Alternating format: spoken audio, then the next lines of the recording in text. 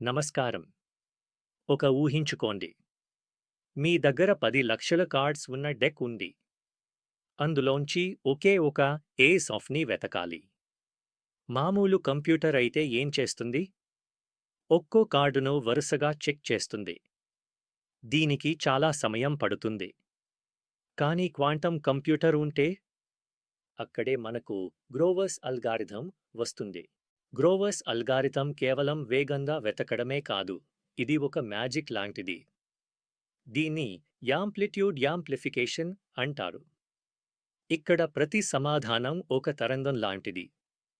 మొదట్లో అన్ని తరంగాలు ఒకే ఎత్తులో ఉంటాయి. మొదట మనం ఒక ఒరాకిల్ ఉపయోగిస్తాం. ఇది సరైన సమాధానాన్ని గుర్తుపట్టి దానిని తలకిందులుగా మారుస్తుంది. అంటే మిగిలినవన్నీ పాజిటివ్గా ఉంటే మనకు కావలసిన ఆన్సర్ మాత్రం నెగటివ్గా మారుతుంది. ఇప్పుడు అసలైన magic. Inversion about the mean. అన్ని తరంగాల సగటు ఎత్తును లెక్కించి వాటిని రిఫ్లెక్ట్ చేస్తాం. మన ఆన్సర్ నెగటివ్లో ఉంది కాబట్టి ఈ ప్రాసెస్లో అది అందరికంటే ఎత్తుకు లేస్తుంది. మిగిలిన తప్పుడు సమాధానాలు చిన్నవిగా మారిపోతాయి.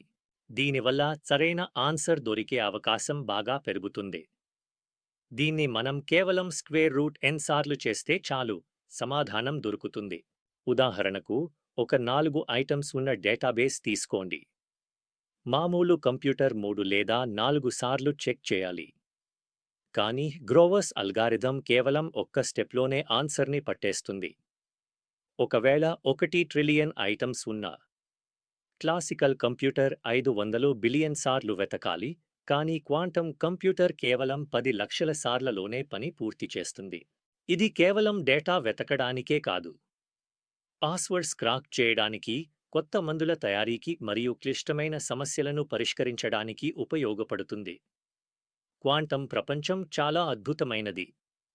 మరిన్ని ఇలాంటి టెక్ విషయాల కోసం ఫాలో అవ్వండి.